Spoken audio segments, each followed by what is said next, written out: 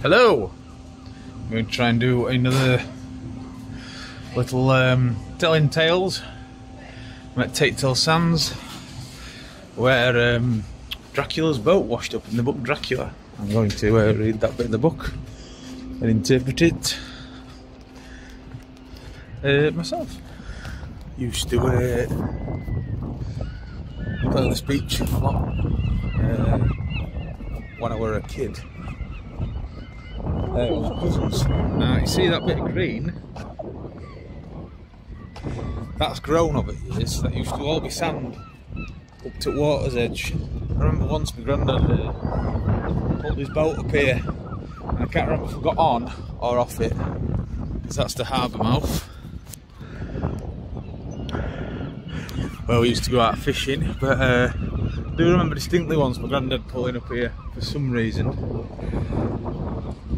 I think me and my cousins got off to play on beach, and my brother.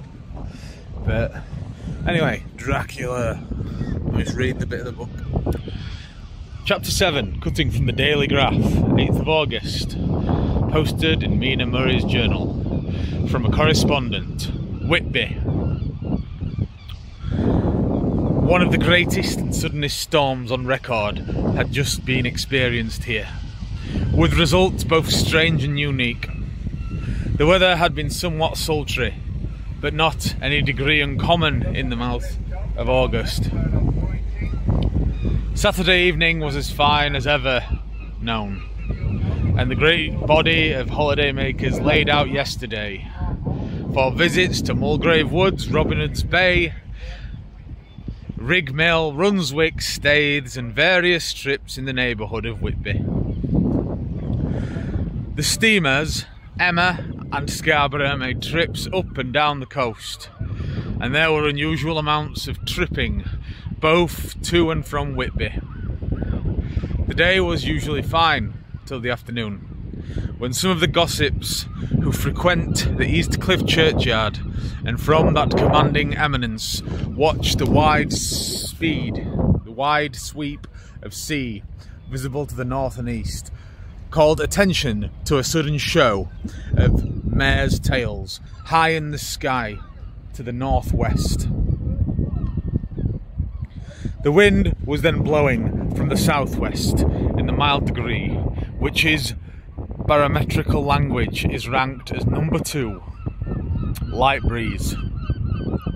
The Coast Guard on duty at once made report, and one old fisherman who for more than half a century had kept watch on weather signs from the East Cliff, foretold in an emphatic manner the coming of a sudden storm. The approach of sunset was so beautiful, so grand in its masses of splendidly coloured clouds, that there was quite an assemblage on the walk along the cliff in the old churchyard to enjoy the beauty.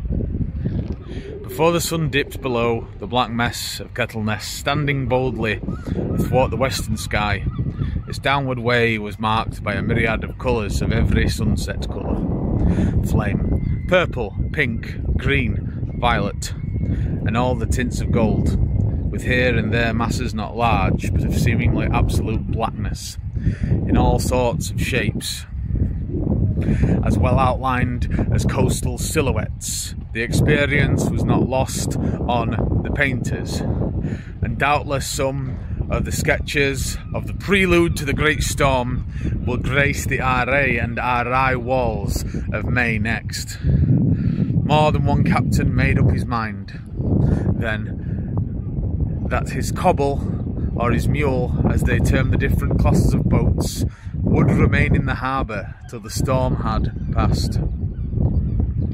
The wind fell away entirely during the evening, and at midnight there was a dead calm. A sultry heat, and that prevailing intensity which, on the approach of thunder, affects a person's of sensitive nature.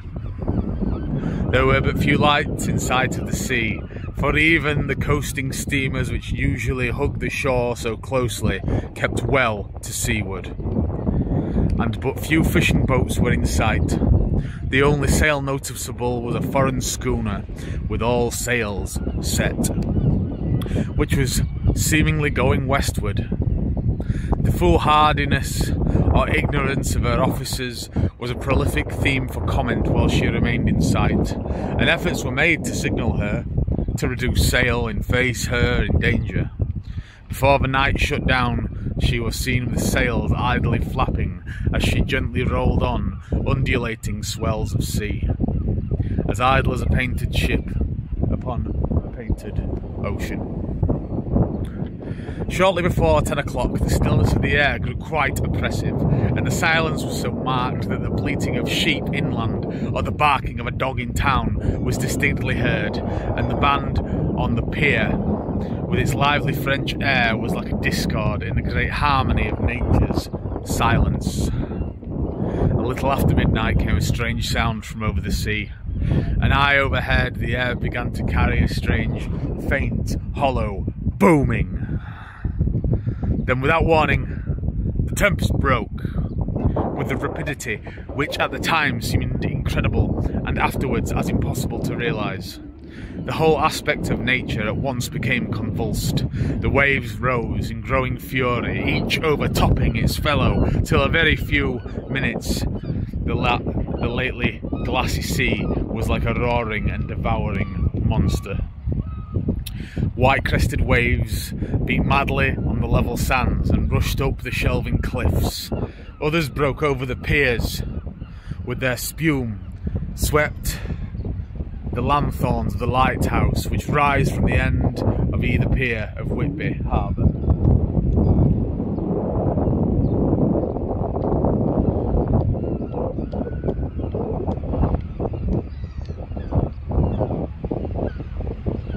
The wind roared like thunder, and blew with such force that it was difficulty that even strong men kept their feet or clung with grim clasp to the iron stanchions.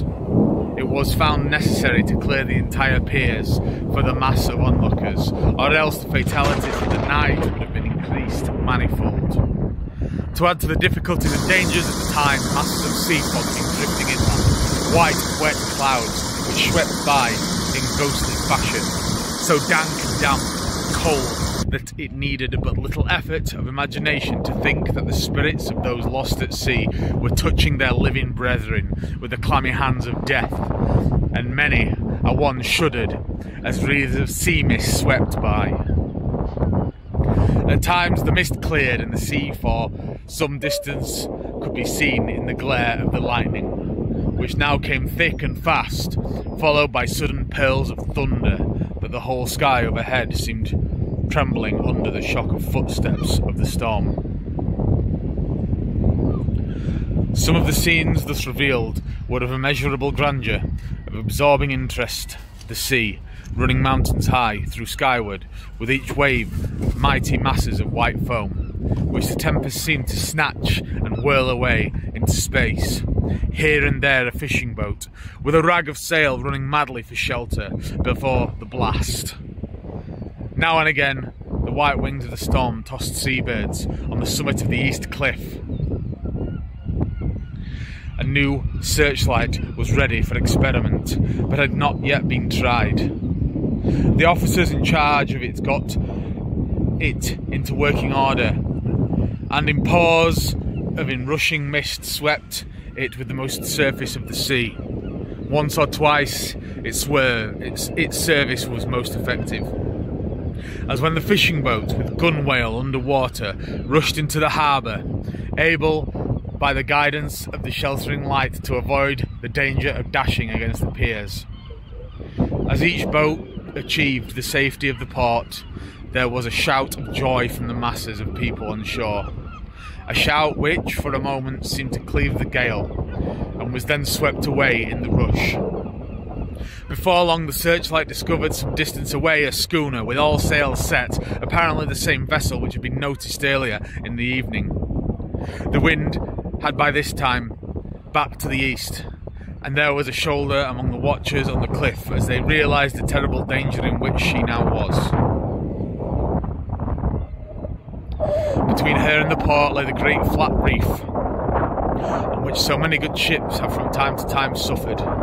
and with the wind blowing its present quarter, it would be quite impossible that she should fetch the entrance of the harbour. It was now nearly the hour of high tide, but the waves were so great that in their troughs and shallows of the shore were almost visible, and the schooner, with all sails set, was rushing with such speed that the words of one old salt, "She must fetch up somewhere, if it was only in hell." Then came another rush of sea fog, greater than any hitherunto, a mass of dank mist which steamed to close on all things like a grey pall, and left available to men only the organ of hearing, of the roar of the tempest, and the clash of the thunder, and the booming of the mighty bellows came through the damp oblivion even louder than before. The rays of the searchlight were kept fixed on the harbour mouth, across the east pier, where the shock was expected, and men waited breathless. The wind suddenly shifted to the northeast, and the remnant of the sea fog melted in the blast. And then Mirabelle Dictu, between the piers, leaping from wave to wave as it rushed headlong speed, swept the strange schooner before the blast, with all sails set, and gained the safety of the harbour. The searchlight followed her, and shudder ran through all who saw her, for lashed to the helm was a corpse with drooping head which swung horribly to and fro at each motion of the ship. No other form could be seen on deck at all. A great awe came on all as they realised the ship, as if by miracle, had found the harbour, unsteered save by the hand of a dead man. However, all took place more quickly than it takes to write these words. The schooner paused not, but rushing across the harbour, pitched herself on that accumulation of sand, the gravel washed by many tides and many storms, into the southeast corner of the pier, jutting under the east cliff, known locally as Tate Hill Pier. There was a course of considerable concussion as the vessel drove up on the sand heap. Every spare rope and stay was strained, and the top hammer came crashing down. But strangest of all, the very instant the shore was touched, an immense dog sprang up on the deck from below, as if it shot up by the concussion, and running forward jumped from the bow onto the sand, making straight for the steep cliff, where the churchyard hangs over the laneway to the east pier, so steeply that some of the flat tombstones, thruff-steens, or through-stones as they call them in the Whitby vernacular, actually projected over where the sustaining cliff had fallen away. It disappeared into the darkness.